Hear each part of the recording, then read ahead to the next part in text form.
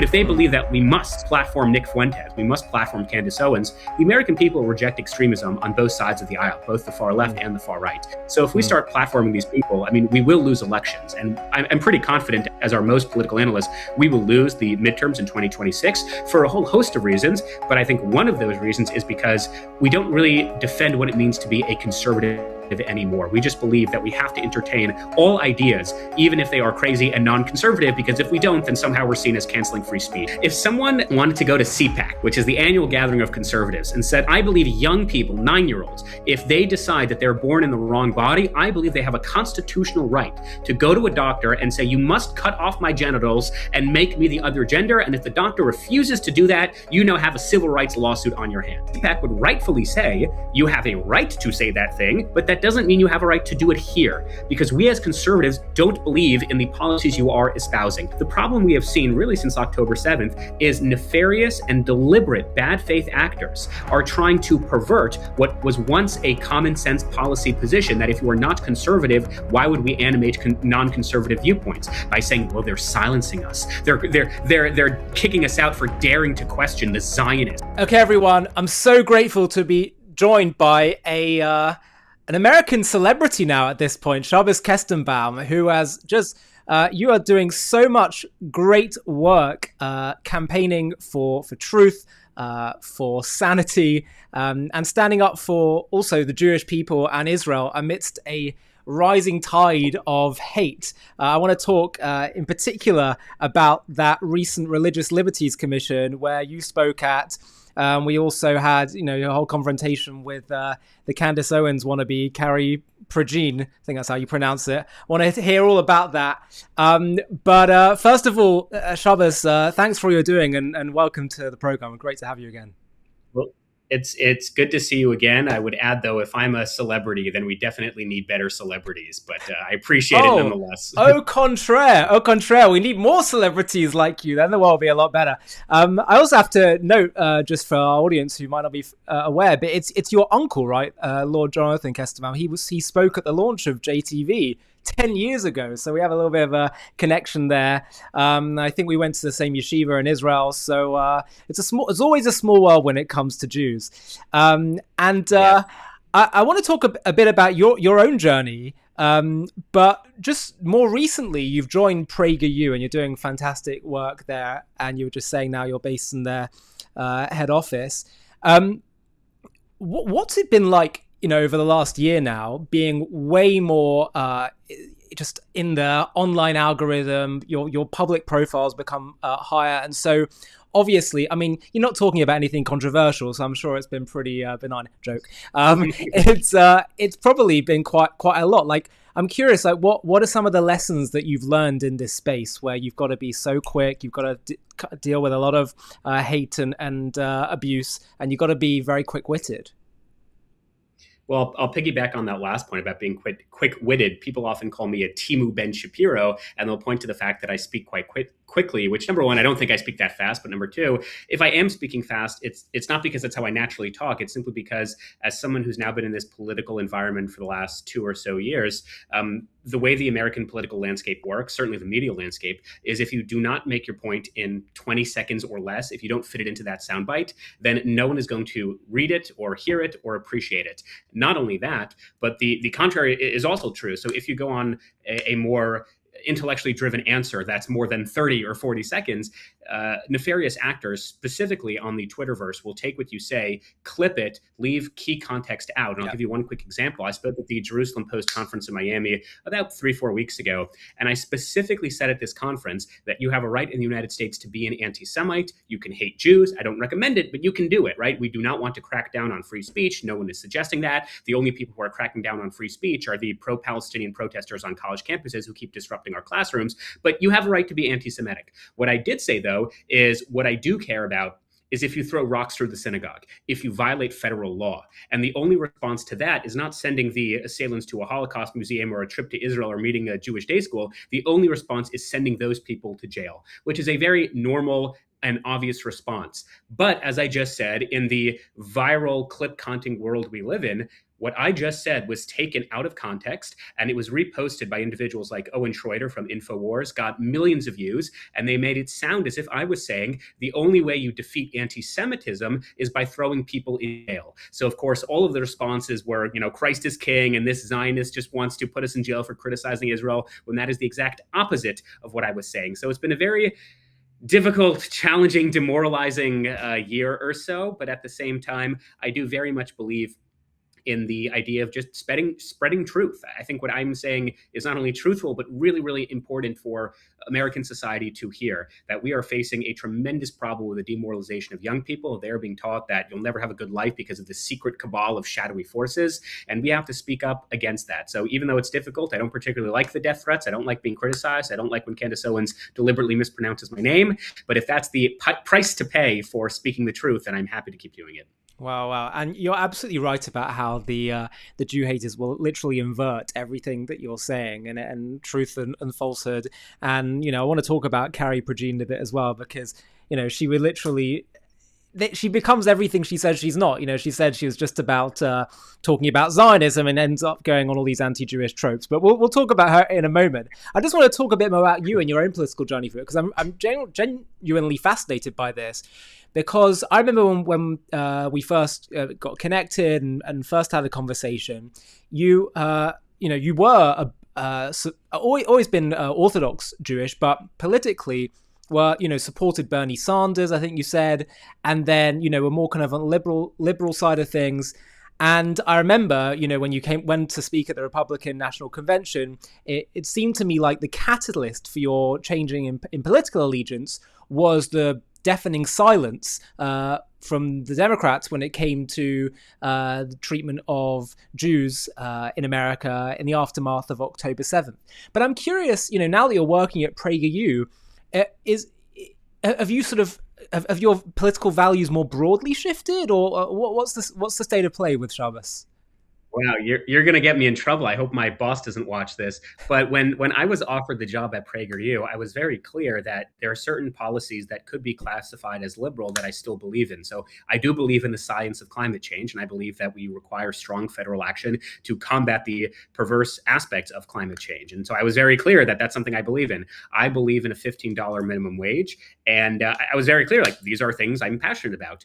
And my boss, she's just great, she basically said one of two things. She said, nobody's perfect. But then the second thing is, look, we can have differences of opinion, and that's great. That's actually vital for the health of a democracy. But when it comes to core issues, major fundamental policies and narratives surrounding immigration, surrounding foreign policy, surrounding the United States, surrounding our system of economics, that we very much do have to be in sync, and we absolutely are. So I believe, and this is why I was very much attracted to work at PragerU, I believe that the strongest institution in American life is the family. I believe that religion makes us a better and stronger country. So Christians should be going to church, Jews should be going to synagogue. I believe that capitalism is the best economic system. I believe that not all cultures are created equal. I believe in strong border security. So it's true, to your point, the catalyst in my political evolution was the treatment of American Jews on American institutions of higher learning, and the silence from my party, the Democratic Party. That was certainly my catalyst. And the longer I've been involved in this space, particularly the conservative political space, the more I realize that there are a lot of other things that I'm beginning to question as well. And again, because people will be watching this and clip it and take it out of context. But let me be clear, even when it comes to the issues of, let's say, climate change or minimum wage, what I always say with any issue is I am happy to be convinced otherwise. We just filmed an episode just 2-3 days ago on the Epstein files. That's what everyone's talking about. Who's on the Epstein list? What does it mean? What are the crimes being committed? And my viewpoint essentially is anyone who commits a crime, whether it's in the Epstein list or elsewhere, especially a crime pertaining to harming children, they should be thrown away in jail for life and, chemically castrated.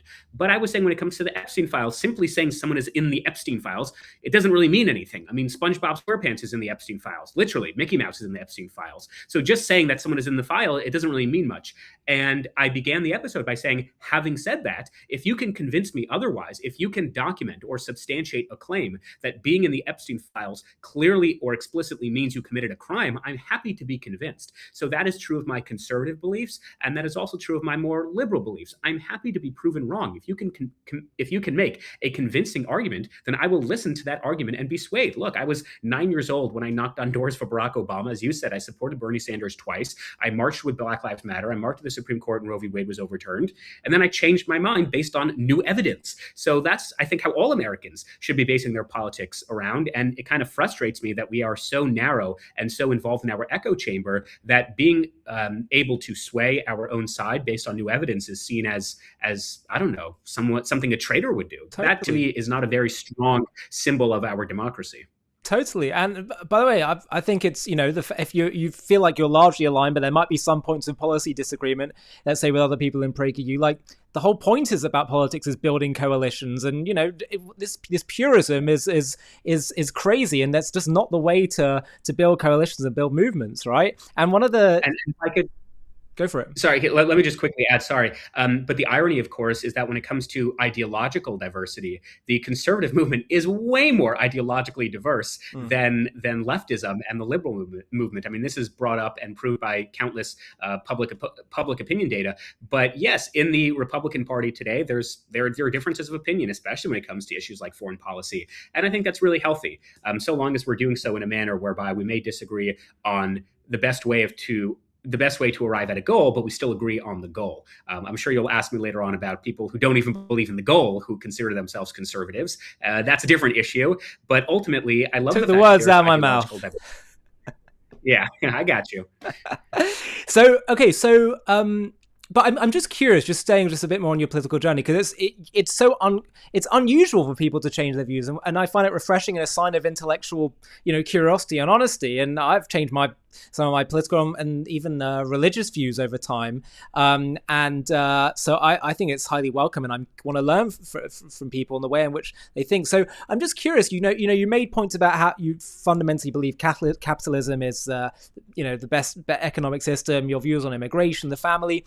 Did you still have those values at the time that you were more Democrat aligned, or have they, and you just thought, well, I'm still going to go for Obama or Bernie, or are these things that you've kind of come to realize more recently as well? Yes and no. I'll just use capitalism as an example because you brought it up. It's not that I was opposed to capitalism, but I genuinely believed that having a strong social safety net, that having a $30 minimum wage, that having a federal government that is providing access to education, access to housing, access to healthcare was in fact in the best interest of the American people. And then, as the expression goes, if you are not a liberal when you're younger, you don't have a heart. But if you're not a conservative when you're older, you don't have a brain. And so the more I sort of thought about what these practical policies would entail, free healthcare, for example, it's funny because those who hate Israel will say the reason we can't have free healthcare is because we have to, bomb innocent Palestinians in Gaza. First of all, the reason we don't have free healthcare is because there's no national appetite. It's not a very popular policy amongst the American people. But also, it would cost $10 trillion a year to have free healthcare. So if you think the $3.6 billion we're sending to Israel, 90% of which they have to spend on the United States, is the reason we don't have free healthcare, then you are just bad at numbers and money and economics. But I digress.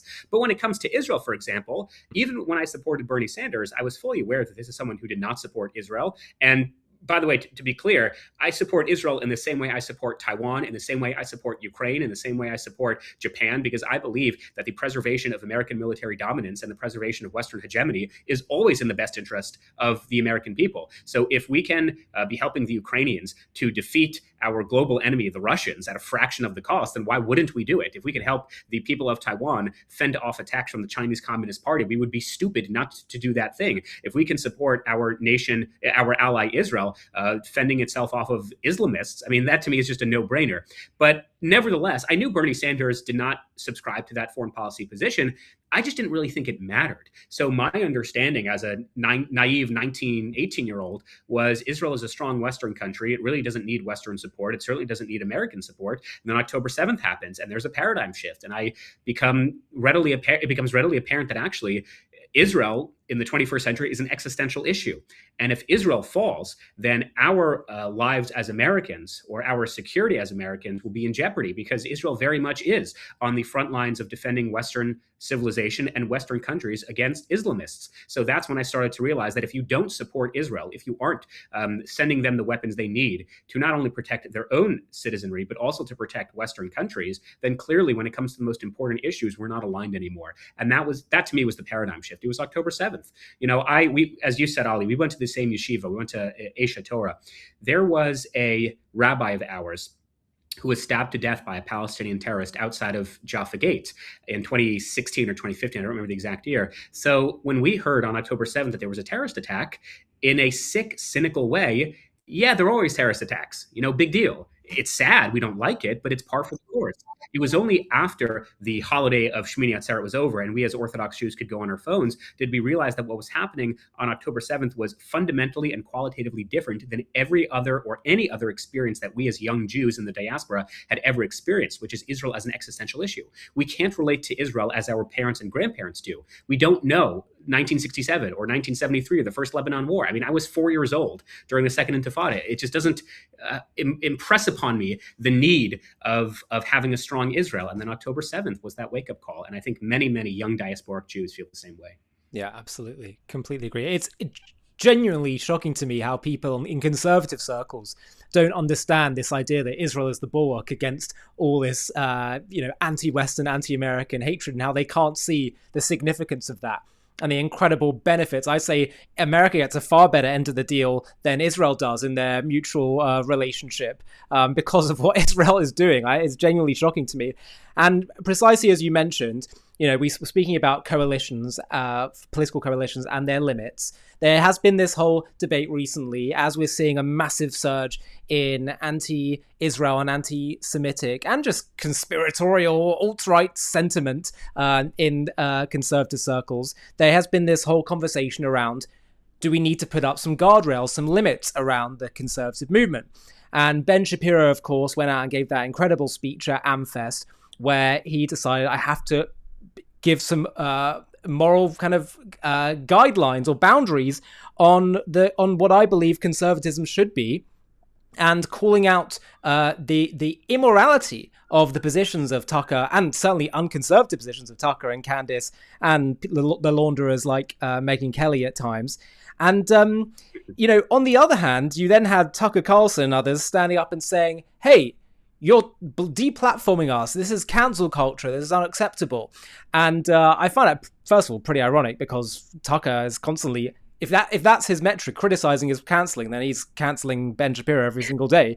But my question is, what do you think it has to be the moral principles here in terms of free speech in a political coalition and movement versus we have to have some moral boundaries?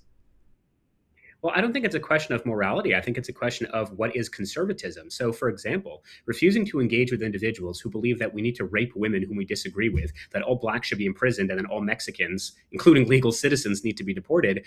Refusing to engage with those people is not engaging in cancel culture. It's engaging in common sense. And that was the history of the conservative movement, at least for the last 100 years, William Buckley being the best example of this, when he disavowed and then kicked out the John Birch Society. Because as a conservative movement, there are things we believe in and there are things we don't believe in. So we don't have to talk about the immoral positions, whether it's anti-Semitism or racism or whatever it is. Sure. We can Unconservative, immoral, whatever you want to say, whatever you want to call it. Yeah, we could just talk about pragmatic politics. So if someone, for example, wanted to go to CPAC, which is the annual gathering of conservatives, and said, I believe, and I'm going to use incendiary terms on purpose, I believe in genital mutilation. Right? I believe young people, 9-year-olds, if they decide that they're born in the wrong body, I believe they have a constitutional right to go to a doctor and say, you must cut off my genitals and make me the other gender. And if the doctor refuses to do that, you now have a civil rights lawsuit on your hand. If someone went to CPAC and said, I want to be platformed for saying that thing, CPAC would rightfully say, you have a right to say that thing. You have a First Amendment right, but that doesn't mean you have a right to do it here, because we as conservatives don't believe in the policies you are espousing. And That's obvious. That is common sense. The problem we have seen really since October 7th is nefarious and deliberate bad faith actors are trying to pervert what was once a common sense policy position, that if you are not conservative, why would we animate non-conservative viewpoints by saying, well, they're silencing us. They're kicking us out for daring to question the Zionists or daring to question President Trump. No, that's not true at all. In fact, Carrie Bowler, this woman on the White House Religious Liberties Commission, she had, I believe, 4,000 followers on Sunday. She then gave her bizarre testimony on Monday, and now she has about 120,000 followers. So if anything, if you are on the right and you want to receive a platform and you want market deals, you want paid advertisements, you want followers, the best thing, the easiest thing you can do is just question Israel and the Zionists. This is why, again, when people say that Jews are trying to stifle free speech, leaving aside the fact that the only entity on American college campuses that are disrupting classrooms, that are canceling speakers, are the Palestinians, leaving that aside, if you seriously believe that Jews are silencing free speech, have any of you opened up Twitter at any point in time, like ever? The only thing that people seem to talk about is just criticizing Israel, criticizing the Zionists, and criticizing the Jews. It's an argument that is so detached from reality. But back to the pragmatic political question, if conservatives truly believe, and most don't, I mean, this is really an issue that is only being discussed on the far corners of the internet, but if they believe that we must platform Nick Fuentes, we must platform Candace Owens, the American people reject extremism on both sides of the aisle, both the far left and the far right. So if we start platforming these people, I mean, we will lose elections. And I'm pretty confident, as are most political analysts, we will lose the midterms in 2026 for a whole host of reasons. But I think one of those reasons is because we don't really defend what it means to be a conservative anymore. We just believe that we have to entertain all ideas, even if they are crazy and non-conservative, because if we don't, then somehow we're seen as canceling free speech. It's a bizarre argument detached from reality, and it's really killing the movement. Well, I mean, you're now at the heart of this movement, in that world at least. See what's going up close and personal. What is your sense of how much this stuff is infecting the grassroots of the conservative movement? Like, how much? Yeah, we see a lot of noise online. How much is it actually affecting people? That's the question, and it's something that I've struggled to answer. People much smarter than I have sort of educated me on this topic, in particular James Lindsay, who's one of the authors of the term woke right. And I asked James this very question a couple months ago. He was actually on my show. And I had said, like, how much of this, is online versus in person? And he basically said, and I kind of agree with him, he said the majority of the American people are not terminally online. They're not in the thick of what's happening. However, from a qualitative perspective, a significant amount of our policymakers are in fact terminally online. And they are in fact basing their perception of how popular a policy is based on what's happening online. So for the average American, it doesn't faze them. If you were to ask the average American about last week's White House Religious Liberties Commission, they really would not know what you were talking about. But if you were to ask the far right or the far left, they would know what you're talking about because they are in fact terminally online. And that's where it becomes problematic, because the individuals who are writing the laws for our country, they base their perception of how popular an opinion is based upon what's being said. Like, for example, Heritage Foundation. Like, exactly. That's a perfect example. What's happened there? I mean, Kevin Roberts. Can you just clue people in a little bit? For people who aren't so familiar, just give people a bit of background. Sure. So Kevin Roberts is the head of the Heritage Foundation, which was, I would say once, not anymore, once was the most influential conservative think tank in the United States. Its head is a man by the name of Kevin Roberts. Kevin Roberts, I guess this is 3-4 months ago, sort of unprompted, I would say, he comes out with a very bizarre video that was actually written by not him, but a chief of staff who's quite young and a groyper. And this is another problem because the average age of a Capitol Hill staff member is like 3. They are way more radical than the people they actually work for. Problem for another time.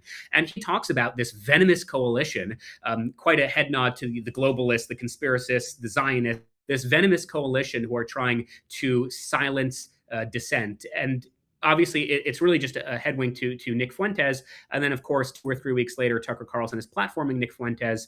And it leads to this mass exodus that is still happening to this day of Heritage Foundation members who are leaving the organization. Actually, I won't mention his name, but there's a man I was speaking to just yesterday who works at the Heritage Foundation. He's been there for a bunch of years, and he's actually leaving. It's just a question of when, not if.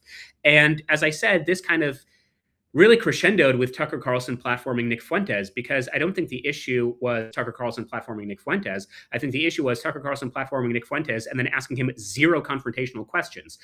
When Nick Fuentes said, "I know the date's December 18th because it's Joseph Stalin's birthday, and Joseph Stalin, what a cool guy," and then Tucker Carlson refuses to push back, yet he pushes Ted Cruz back when Ted Cruz can't name the exact population of Iran. So it's not really the platforming that we have an issue with. It's just the easy pass that you're giving to bad faith actors who are killing our movement. Yeah. And then the insidious, or I shouldn't say insidious, but the bizarre fixation on particular policy details for people who are our allies. So this has really infected the conservative movement, particularly in the online space.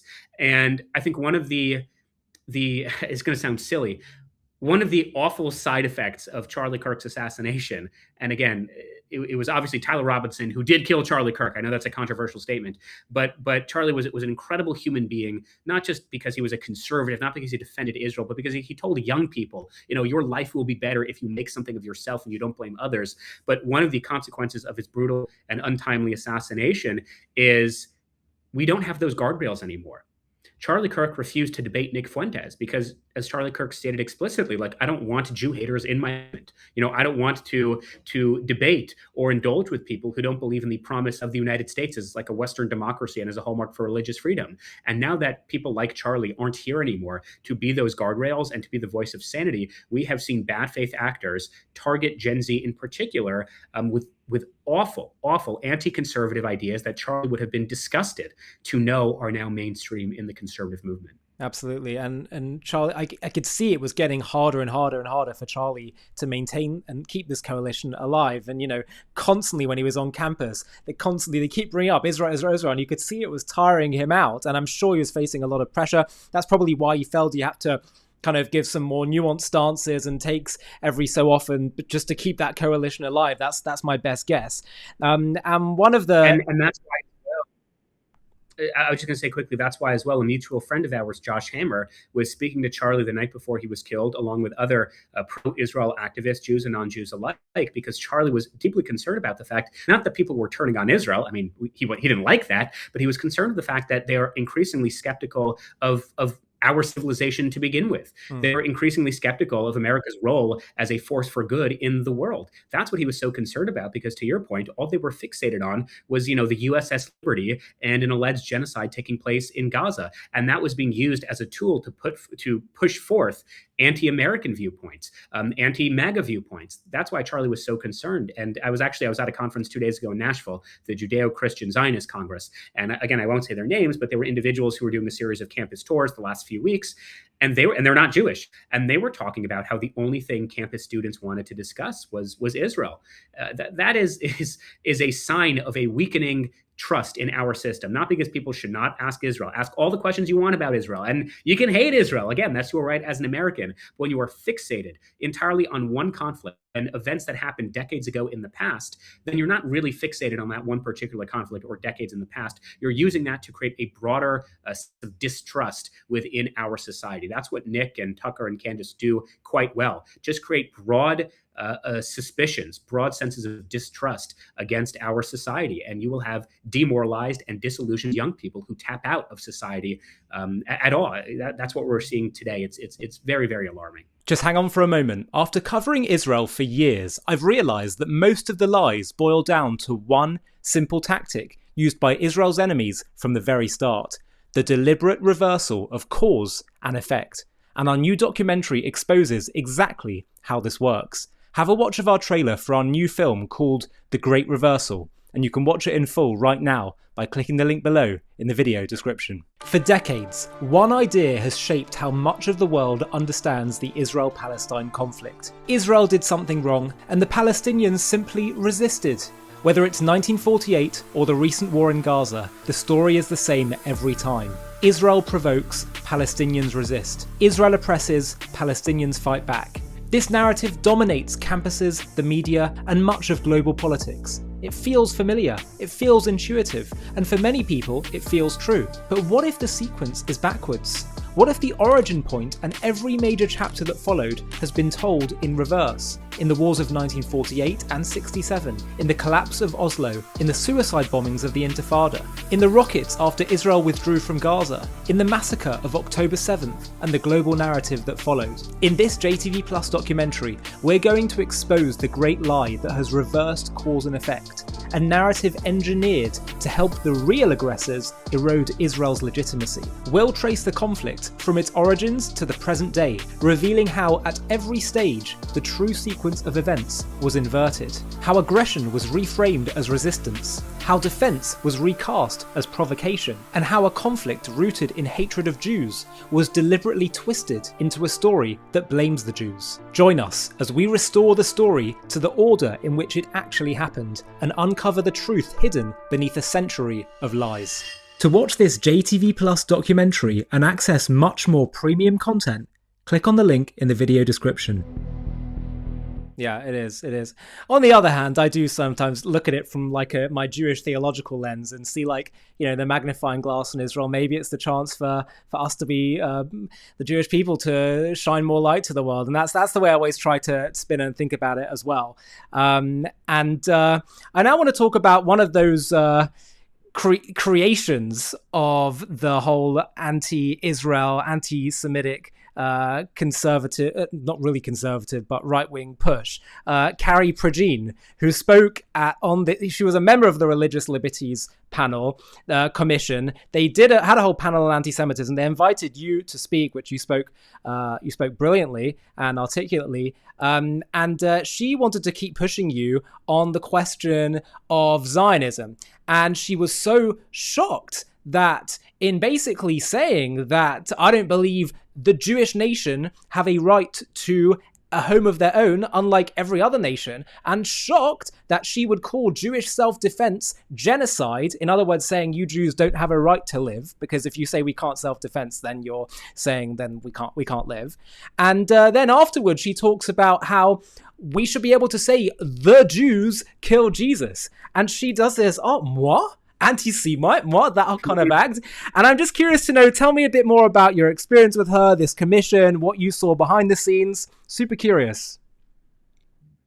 Okay, there's a lot to talk about. First of all, when she said, I don't believe that one religion should have an ethno-state, I said, okay, well then you should call for the abolition of Vatican City, but I digress. Let me start from the beginning. A year ago, President Trump signed an executive order. I was there at the White House when he did it, creating this Religious Liberties Commission. On the campaign trail, he spoke incessantly about this desire and need to protect all Americans of all different faiths from religious persecution. So people on Twitter, at least, were saying, well, how come this is only focused on anti-Semitism? It wasn't. This was the 6th hearing. This one was the only one to focus on anti-Semitism. The hearing right before it, I think, was focused on anti-Christian biases in the workforce. So you can watch all the hearings. They're publicly available online. So the commission is not set up exclusively for anti-Semitism. This is just the one hearing where it was focused on anti-Semitism. There are 13 commissioners. All of them, except one, Rabbi Meir Soloveitchik, are Christians, including at least 4 who are Catholic. So again, if you want to create the idea that, Jews kicked her off, well, objectively, that's not true because there's only one Jew on the commission and he does not have much power. Take it from me. Anyway, so I was invited to testify, and I'm happy you mentioned my testimony, because the testimony kind of got lost in the ending of the hearing, which was her questions. So I encourage your viewers, please watch my testimony, not because it's just so great, but I just want you to understand what I was focusing on. I did not mention the word Zionism once. I mentioned the word Israel once, but that was only to describe the nationality of one of the Jewish students at Harvard who was physically assaulted. I said he was an Israeli student. So I guess she's right. I did in some way mention Israel. I didn't mention Zionism once. I did not mention Netanyahu once. I did not mention AIPAC once. I did not mention Gaza once. I did not mention Israel.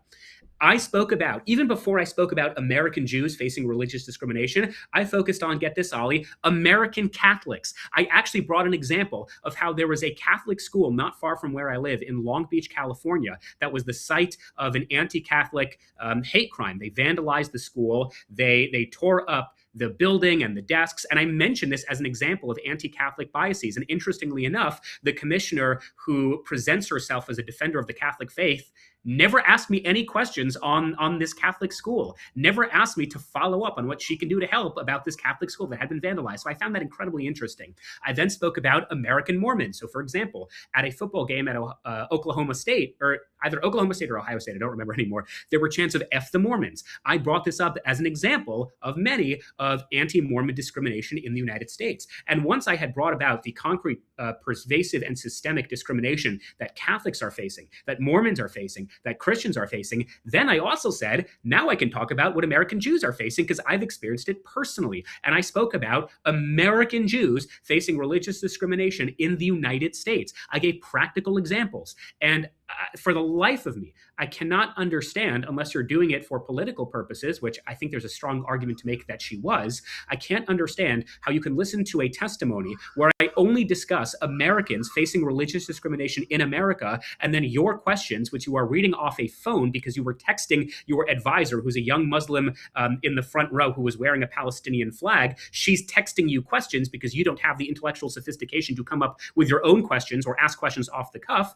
If your only questions are to condemn a made-up genocide in Gaza and then using numbers of 70,000 innocent civilians that not even Hamas says happened, then I really question your ability to decipher information and to be an advocate for Americans facing religious discrimination. So if this woman wants to make the case that we should not support the state of Israel, that Catholics are being silenced, then make the case, but you have no right to be on a commission set up by our president, President Trump, and sully what he wants to do, his policy prescriptions, and to sully the MAGA movement. Create your own commission. Go yell about Christ is King on that one. But we are focused on America. We are focused on American Jews, on American Catholics, on American Christians, on American Mormons. She was not interested in young Americans facing religious discrimination, which is why out of her and I, there was only one of us who was wearing the flag of a foreign entity. And newsflash, it wasn't me, it was her. She dared wear the flag of a foreign entity as a commissioner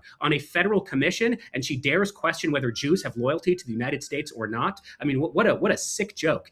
And I find it remarkable that she talks about she's being silenced when I have already offered to debate her or have a conversation with her or to get coffee with her, whether she wants to do it privately and off the record or publicly on a TV format. I'm happy to do it. I'm happy to have a conversation with her anytime, anywhere. What I will not be happy to do is to pretend that in any way this commission was focused on allegiances to Israel, that in any way this commission was focusing on supporting a foreign state. The only person supporting a foreign state was Carrie Prejean Bowler, who wore the flag of Palestine, who was only interested in discussing Gaza and did not care when I mentioned the discrimination being faced by American Catholics, American Christians, American Mormons, and American Jews.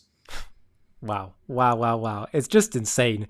It's literally like the fact that it's that Vasily Grossman line, show me what you accuse the Jews of and I'll show you what you're guilty of. The fact that she literally had was, I assume, a Palestinian flag, right, on her lapel. Yes. And first of all, she'll claim, well, it was just about, I just want to talk about Zionism in Israel. Why can't I talk about that? Again, she then in the interview afterwards, as I mentioned, talks about the Jews being collectively guilty for killing Jesus. She says, hey, please stop saying Candace Owens is an anti-Semite, when we all know that Candace Owens is constantly saying the Jews are responsible for pornography, that she shows up these Talmud forgeries that say that, the Jews want to rule everyone and control everyone. But what I want to pick up on for a moment is, why does it... I hear you didn't speak about Israel, but why does it matter even if you did? Because there is so much overlap between anti-Zionism and anti-Semitism. In fact, they are very much often the same thing, just slightly different language. And, it's basically, as the IHRA definition rightly says, if you're saying the Jews do not have a right to a home, and you're saying globalize the Intifada, and you're saying that this is a genocide, which is modern day blood libel stuff about all Jews, why can't we bring that also into the conversation as well as a legitimate form of anti-Semitism that American Jews can face? I think we can and we should. And on a personal level, I do bring up Israel because I think Israel is a really good microcosm of the religious discrimination that American Jews are facing. However, for the purpose of this commission, I knew that there would be bad faith actors, not just like this commissioner, but those online who believe that American Jews only care about Israel. And that is certainly not true. We do Right. care about Israel. We also care about the United States, Right. evident by the fact that we live in the United States because Right. it is the country that we were born in and love and serve and will die to protect if need be. But I wanted to focus exclusively on Americans to sort of subdue any potential argument that why are you focusing on Israel? But it seemed that that didn't even matter because even when I only focused on America, the only thing that she hears is Israel. This is ironically what Matt Walsh of the Daily Wire calls Israel derangement syndrome. People who can have a conversation on any type of political issue and the only thing they are interested in or the only thing they'll hear or the only thing they'll care about is Israel, Israel, Israel. Now, in terms of the specifics of your question, the IHRA, the International Holocaust Remembrance Alliance definition of anti-Semitism, does not curtail or limit in any way free speech. It simply says, well, if you want to combat anti-Semitism, you have to define what anti-Semitism is. Again, this is what conservatives were saying for decades when it came to radical Islam. They would be upset that Barack Obama refused to use the term radical Islam in describing Qaeda or ISIS or the Taliban. And conservatives would say, well, if you don't define radical Islam, how do you plan on defeating radical Islam? Was a legitimate point. So the entire purpose of the IHRA definition of anti-Semitism is to say, if you want to fight this, you have to know what you're fighting. Otherwise, it's a fool's errand. So I agree with you. Criticism of Israel is protected. It has always been protected. There is no law in the United States that will criminalize you or punish you for criticizing Israel. This is a made-up fantasy that individuals who want to be free speech martyrs will make up.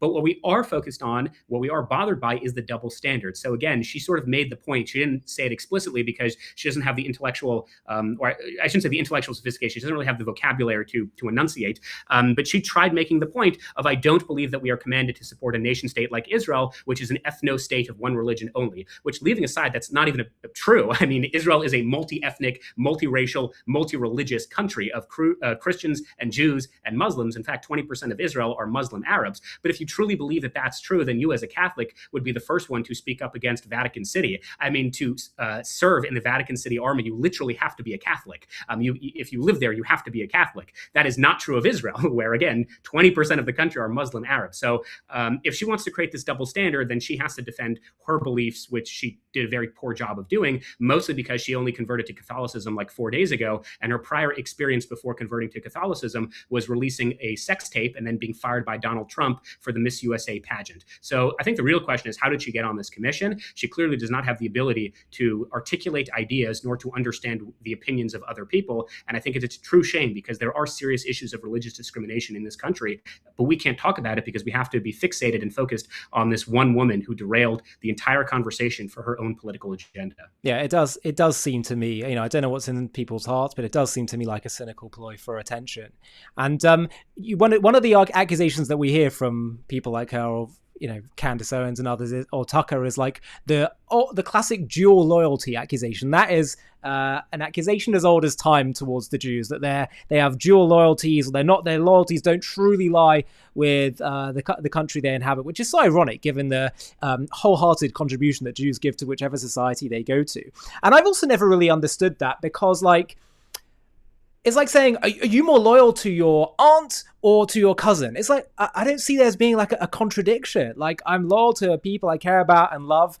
And I would say to, let's say, a Catholic like Candace or Carrie, like, are you America first or the Vatican first? What if, what about they never say that about their allegiance to the Pope and the Vatican. So I'm just curious, from your perspective, what is your best response to that whole dual loyalty accusation?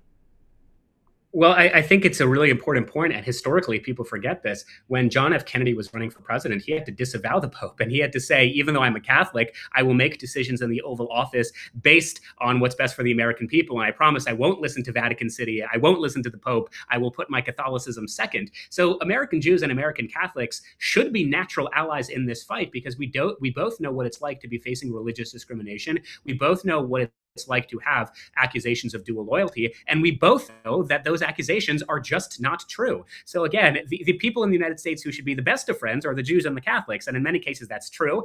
Patricia Heaton, I think, is probably the best example of this. And I think she's been on your show before.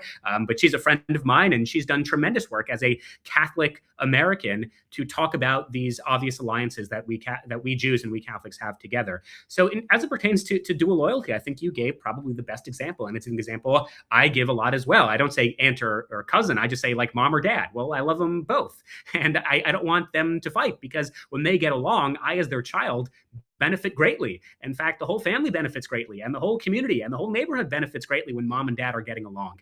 So it's a silly argument, and it's even more silly when you take into account, politically speaking, Israel and the United States have so much in common, whether it's shared mutual enemies like the rise of radical Islam, Iran, or the Houthis, or Qatar, or elsewhere, or whether it's shared interests like the preservation of religious liberties. If, again, going back to Charlie Kirk, he would tell people, irrespective, and I say this too, irrespective of your positions on the state of Israel, and Benjamin Netanyahu on AIPAC, on the orchestration of the war in Gaza, if you're a Christian, you owe it to yourself. Go to the land of Israel and see where Jesus was baptized. Go to Capernaum, go to Nazareth, go to Bethlehem, go to Mount Megiddo, go to the Church of the Holy Sepulchre. Like, connect with your faith. You will be a stronger Christian as a result. And that doesn't mean I want you to support Zionism. I mean, I want you to support Zionism just because politically I think it's a really good idea, but I want you to go to the land of Israel not because of Zionism. I want you to go to the land of Israel because you will be strengthened in your own faith.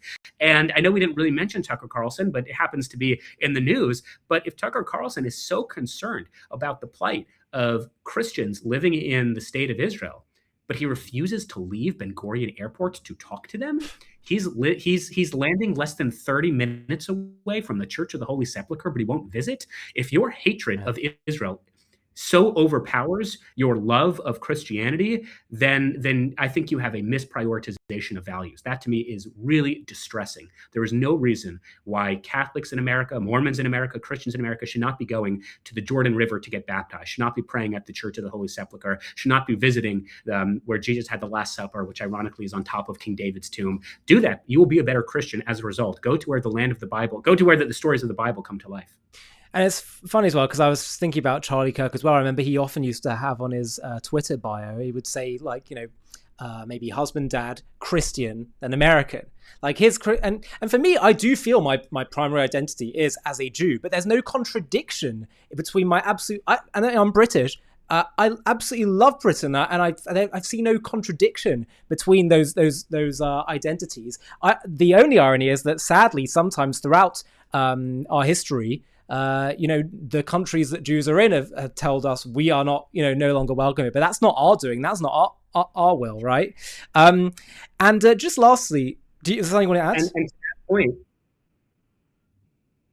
I was just going to say quickly to that point, sorry for cutting you off, but to that point, it used to be, up until the conservative movement kind of went haywire post October 7th, but it used to be you would define yourself as a Christian conservative. I mean, when John McCain ran for president in 2008, his slogan was literally God, family, country. So country was actually last of his priorities. It was God first. And that was a normal thing. That was celebrated. And by the way, that should still be a normal thing. That should still be celebrated. Our loyalties should always be to God.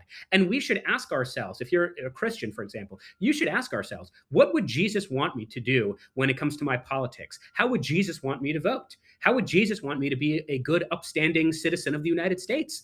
And this is why when we spoke about earlier, people clipping what I say on social media, I got into a lot of trouble because I said I'm Jewish and therefore I am Jewish first. So I base my politics based upon who I think the Torah and God would want me to vote for. I base my relationships based on who God and the Torah think would be best for me. And then I continue to say, and they did not include this part, if you are Christian, you should absolutely be Christian first. You should base your politics around what would Jesus Christ want me to do. But the key thing is though, but you'd vote for what was best for America, right? Not best for Israel. Now, there's almost always, in fact, I'd say always, no contradiction between the two.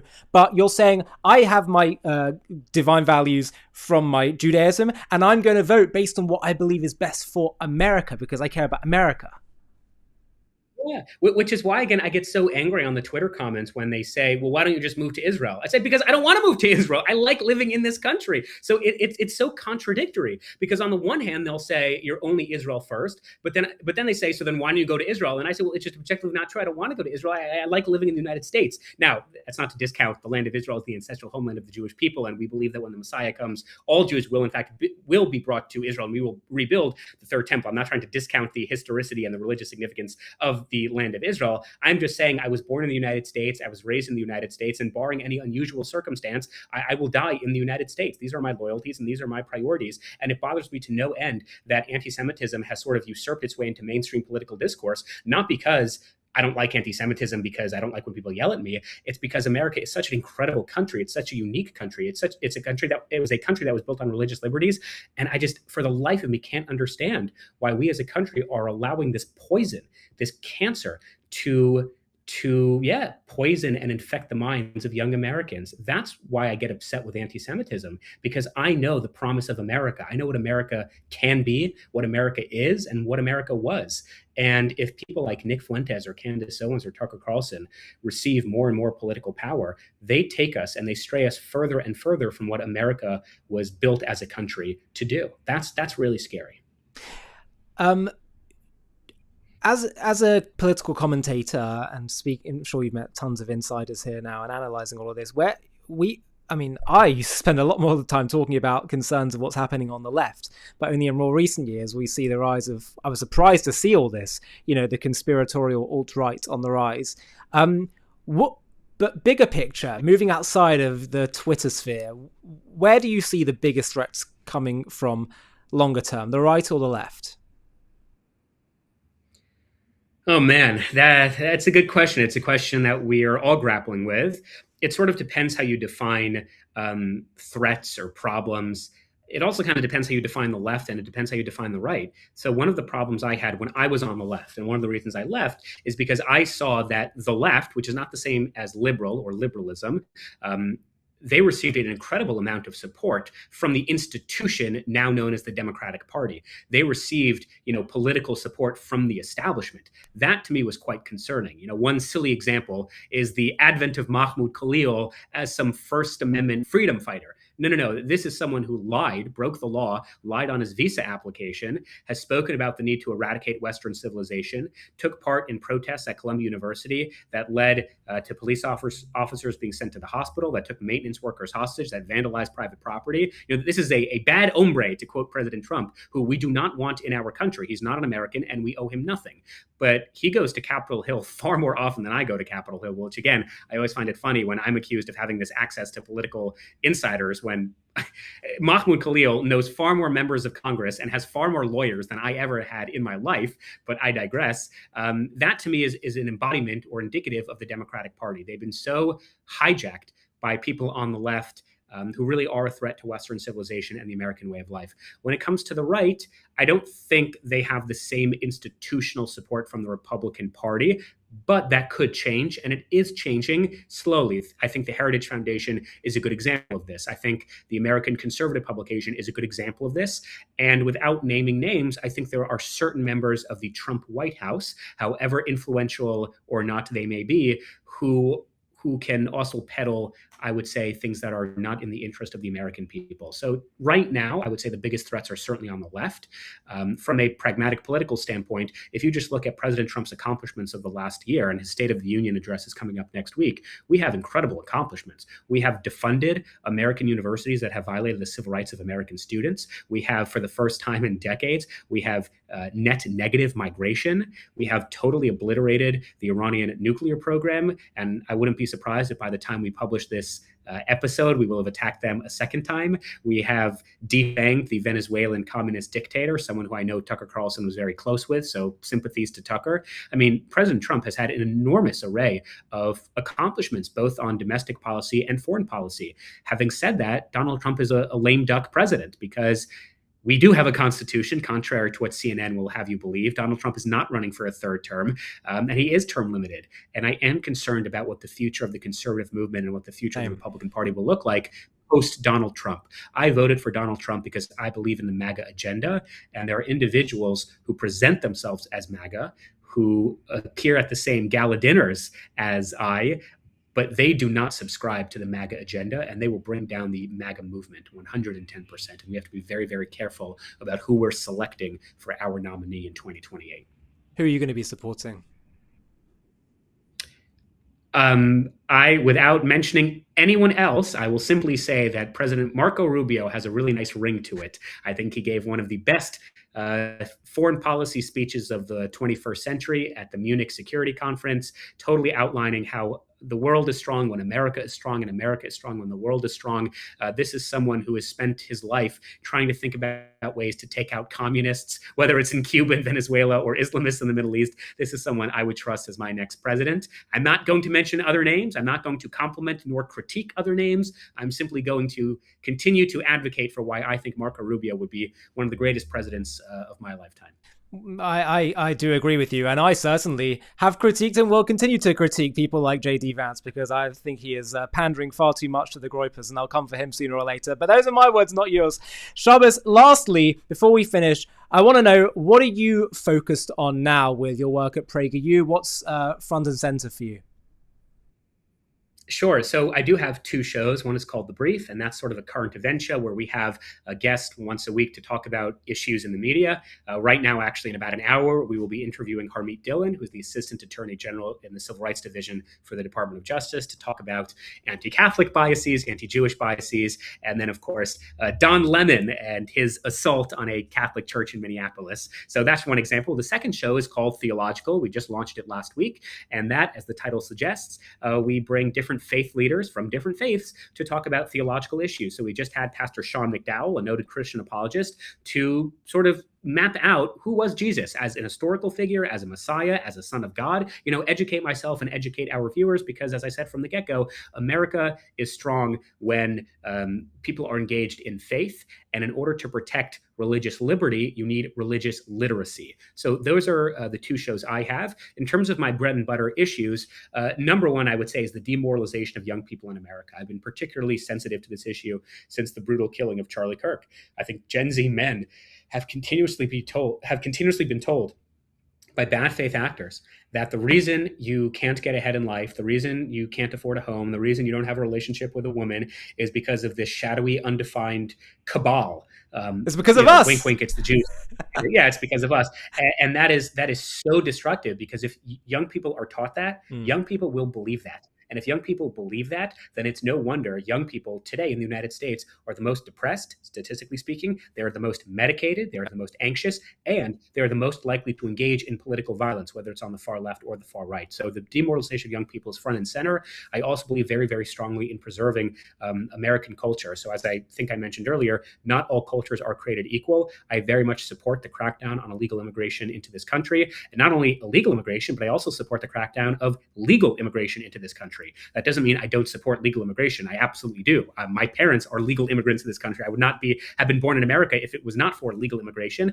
But I do want to be careful that the people who are immigrating into this country, who we want and we need, are in fact people we want and need, not people from third world countries who write on their visa application that they believe in the eradication of Western civilization. Even if they come in legally, that's still not a good thing. We don't want people who do not work in the best interests of the United States of America.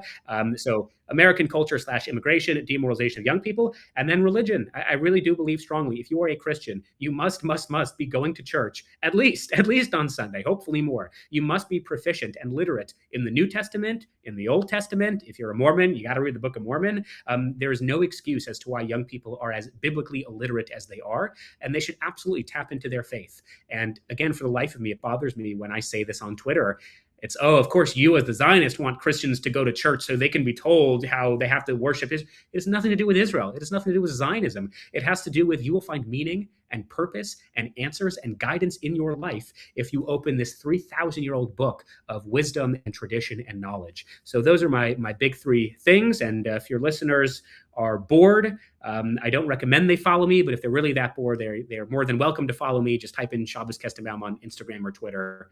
You won't find other Shabbos Kestenbaum. So Shabbos, such a pleasure. You are so articulate and so compelling, and you're doing such great work. So just hats off to you and keep going. Thank you, my friend. And it's always a pleasure speaking with you. A quick message before we finish. We have been lied to about the Palestinians from beginning till end. Have a watch of the trailer for our new documentary called The Invention of the Palestinians, How a Nation Was Invented to Destroy Another. And if you want to watch the full thing, just click on the link in the video description. The Palestinians. We have been told they are an ancient people fighting for their homeland which has been stolen from them. This narrative has fueled decades of conflict, painting Israel as an occupier of stolen land. But what if this identity is not of an ancient nation, but a modern, cynical invention? A political construct designed not to build a state, but to dismantle the Jewish one. In this JTV Plus documentary, we're going to uncover the truth behind the creation of the Palestinian identity, how it was forged in the fires of pan-Arabism, absent in historical records until strategically rebranded in the 1960s by leaders like Egyptian-born Yasser Arafat to rally global opposition against Israel.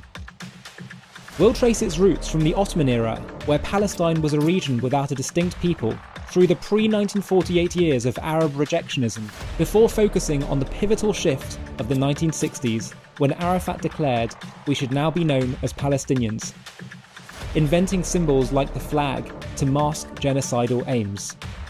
This wasn't about self-determination, it was about exploiting refugees, suppressing true aspirations under Arab rule, and perpetuating a war to destroy Israel. Join us as we debunk the myths of an ancient Palestinian nation, expose the strategic manipulation, and reveal how this construct has hindered peace while fueling hate. Fair but firm, this is the story of an identity weaponized, not for building a future, but for erasing one.